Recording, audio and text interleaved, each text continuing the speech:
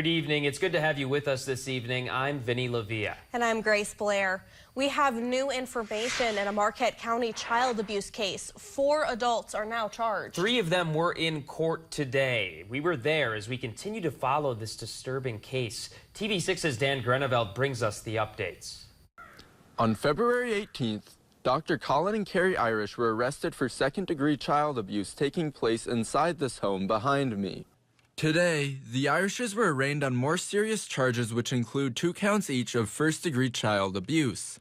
The Marquette County Sheriff's Office says in addition to the 10-year-old boy the Irishes locked in a closet, an 8-year-old child was neglected from receiving proper care for ongoing medical needs. All defendants are currently out of jail on bond.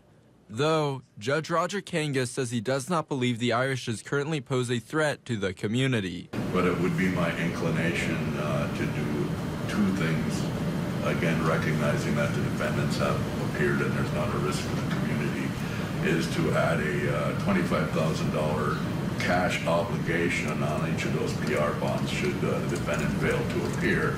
Carrie Irish's mother, 80-year-old Linda Maxon, appeared beside the Irishes in court today on second-degree child abuse charges.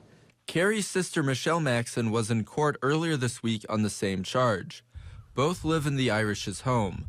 Judge Kangas asked the defendants to turn over their passports to prevent them from fleeing the country.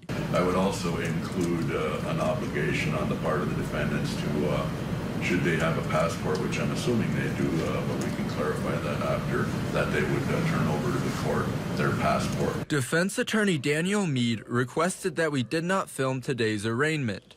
The judge overruled this request, allowing us to film.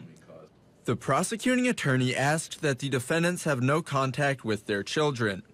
In addition to the 2 potential victims, the Irishes have 2 more adopted children.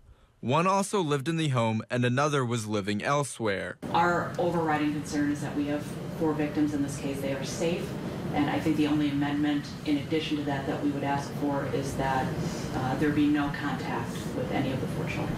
All 4 defendants are scheduled to appear in district court on April 14th for a preliminary hearing. All 4 are presumed innocent until proven guilty. Dan Greneveld, TV6 News, Marquette Township. The 3 children who were living in the Irish home were placed into foster care after their parents were arrested. The alleged abuse was reported by an educator who worked with the 10-year-old.